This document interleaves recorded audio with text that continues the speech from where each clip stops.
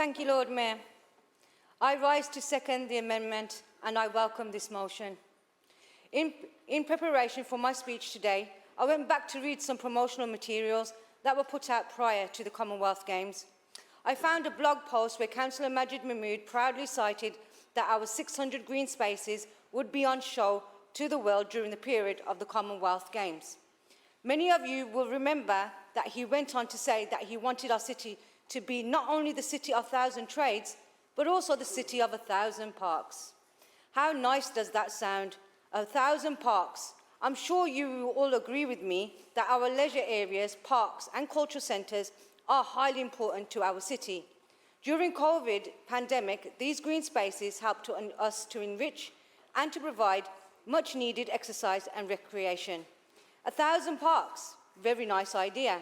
Who wouldn't support such an idea? The trouble is that every day that passes, it looks more and more like empty words. We are at least one park down since that speech was made. Perry Park was loved by all before the Commonwealth Games, and yet despite multiple assurances, it is still gated off from the public as the stadium next to it rots away. Let me tell you, the people of Perry Bar just want their park back. Our Perry Bar residents put up with a lot of disruption and disturbance to host the games, and a ton of money was spent on by businesses and on emergency services to provide the spectacle. Our park in Perry Bar was torn apart, including our children's park.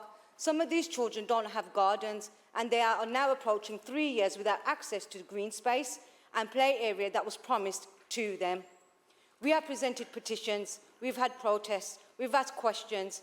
In our ward forum, it was explained to us that money has been allocated to redeveloping the park is ring-fenced. I was then advised, after receiving a response in regards to our petition, that all spending has been stopped unless it was an essential spend.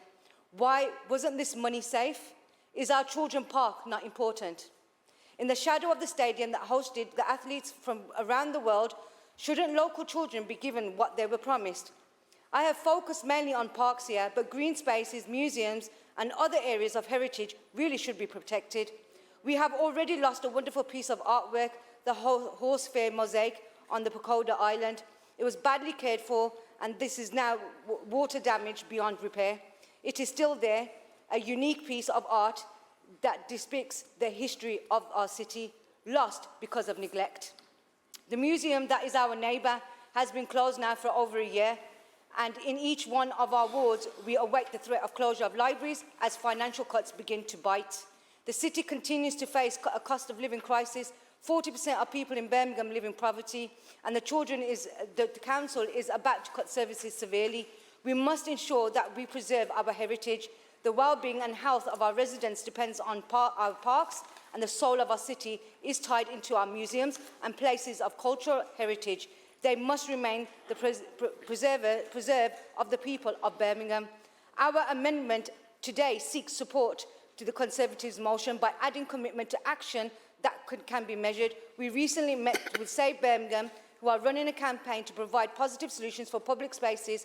I encourage all residents in Birmingham to use this campaign to identify community places such as buildings, venues and parks so they can be registered as a community assets.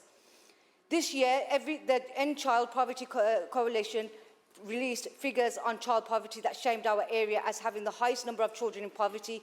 38.4% of children in the West Midlands are living below the poverty line. That's a disgrace and should be a catalyst for immediate action. Time, Councillor Morriam Jan. Thank you, Lord Mayor. Thank you.